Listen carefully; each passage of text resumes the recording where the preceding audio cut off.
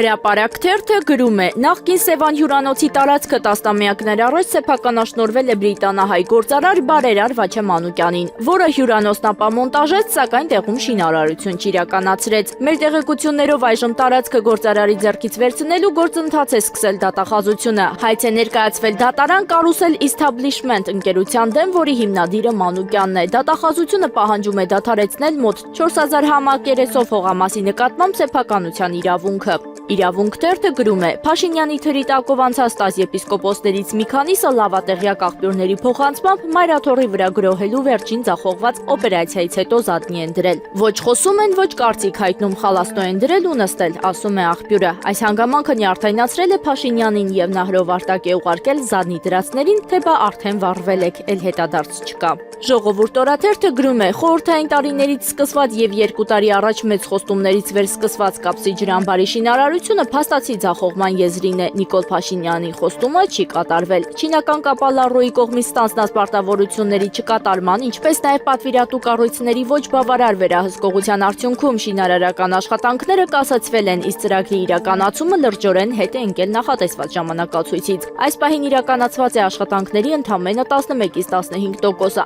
Այն դեպքում, երբ միջազգային մրցույթը շահած չինական Shansing Construction Investment Group-ը պարտավոր էր առաջին փուլն ավարտել 34 ամսում, այսինքն 2026 թվականին, սակայն փաստացի արձանագրված է 270 օրվա համար մոտ 9 ամսվա ուշացում, որը ըստ մասնագետների այլևս հնարավոր չէ լրացնել։ Հայաստանի տարածքային զարգացման հիմնադրամի Կապսի ջրամբարի ծրագրի համակարգող Դավիթ Զաքարյանը դեռ օգոստոսին հրապարակավ բացահայտորեն ընդունել է շինարարության բնույթն այնպիսին է, որ փուլերի հերթականությունը խախտելու կամ կորցրած ժամանակը արագացնելու լրացնելու հնարավորություն պարզապես չկա։ Այսինքն կառավարությունը դեռ ամռանը գիտեր, որ չինական ընկերությունը լավ չի աշխատում։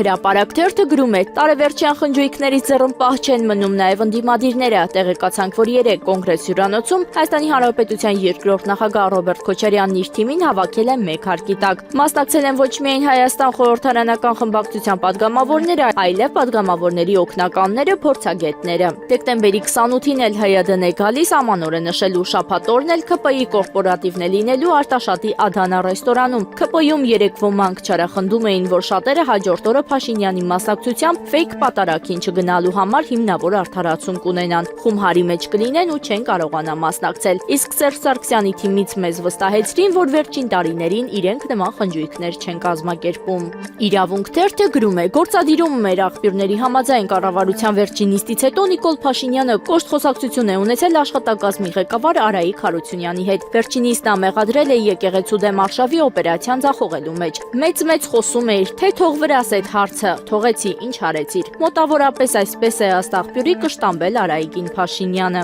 Հրապարակ օրաթերթը գրում է. չնայած շրջանառվող տեղեկություններին, որ Նիկոլ Փաշինյանն ու իր շրջիկ հավատախումբն այս կիրակի մայրաթոռն է ասպատակելու եւ որոշել են հենց մայրտաճարում ոչ կանոնակարգային ապօրինի պատարագ մատուցեն, սակայն հավանաբար Նիկոլ Փաշինյանը հասկացավ, որ սա կլինի իր անփառունակ արշավի վերջնական ֆիասկոն։ Ուստի 3 հայտարարեց, թե Գառնիում Սուրբ Աստվածածին եկեղեցի է գնալու, Կոտայքի թեմի տիրադավ առաջնորդ է առաքել arczepiskopos Քարամյանի թեմում հերթական ներկայացումը տալու։ Սա նշանակում է, որ մի կողմից Փաշինյանին չի հաջողվում ընդլայնել համախոհների շրջանակը, նոր դավաճաններ պոկել եկեղեցուց, մյուս կողմից ակնհայտ է հասարակության մերժումն ու վրդովմունքը, իսկ տեռորով բերվող մարդկանց քանակը բավարար չէ, որ գոնե հոգեբանական հաղթանակ գրանցեն։ Մեզ պատմեցին, որ օրեր առաջ, երբ լուր էր տարածվել, թե Էջմիածնի վրա են գրոհելու, Արմավիրի մարզպետարանում դժգոհություն էր բարձրացել։ Բանն այն է, որ դեկտեմբերի 18-ին տաճարի վրա առաջին գրոհի կուրատորն Արմավիրի մարզպետն էր, որի վրա էր դրված մասովկայի ապահովման հարցը։ Սակայն անգամ ԿՊԱ-ականներից ու իրենց համակիրներից շատերը դեմ են եկեղեցու դեմ արշավելուն։ Առաջին գրոհի օրը աշխատանքը չկորցնելու վախից դրդված գնացել են մայրաթոռ ու տեսել, որ իրենց ընտանիքների անդամները, իրենց որոշ ընկերներ բարիկադի մյուս կողմում են։ Եկել են կաթողիկոսին պաշտպանելու եւ ծանր միջադեպեր ու խոսակցություններ են եղել։ Փաստորեն Նիկոլ Փաշինյանը ոչ միայն եկեղեցին է քանդում, այլ նաեւ ընտանիքներ։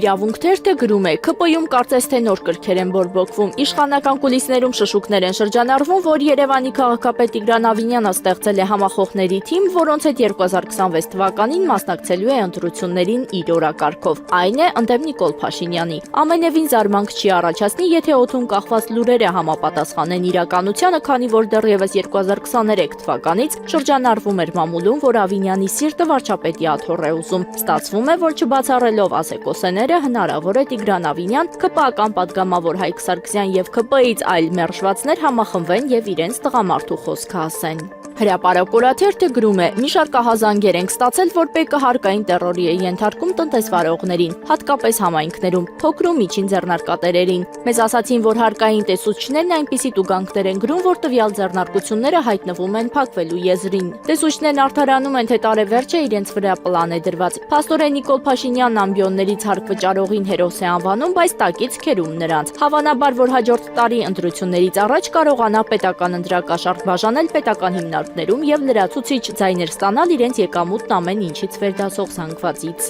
Հրապարակորաթերթը գրում է. անցած շաբաթ, երբ վեհապարը ժամերկություններ անցկացնում իշխանական հրոսակախումբը հարվածում էր տաճարի դռներին, գոռգոռում վիրավորում հոգևորականներին։ Չնայած շատերը քննադատում են օպերային թատրոնի փոխտնօրենի Իտալինի ԿՊԱ-կան համայնքապետ Տավրոս Սափեյանի եւ այլոց գործողությունները, սակայն իրավապահները լռում են։ Նրանք ոչինչ չեն տեսել, ոչ մի հրապարակում չեն կարդացել։ Պատգամավոր Գառնիկ Դանիելյանը Մայր տաճարի խոյակին մագլցած օպերայի փոխտնօրենի հետ կապված հանցագործության մասին հաղորդում է ներկայացրել ոստիկանապետին։ Դիմեցինք ներքին գործերի նախարարություն, ընթացք տրվել է հաղորդմանը, ասացին դիմեք գրավոր։ Քննչական կոմիտեից հարցրինք վարույթ նախաձեռնվել է տաճարի վրա գրոհի, լրագրողներին հարվածելու եւ այլ դրվագներով, ասացին հաղորդում չեն ստացել։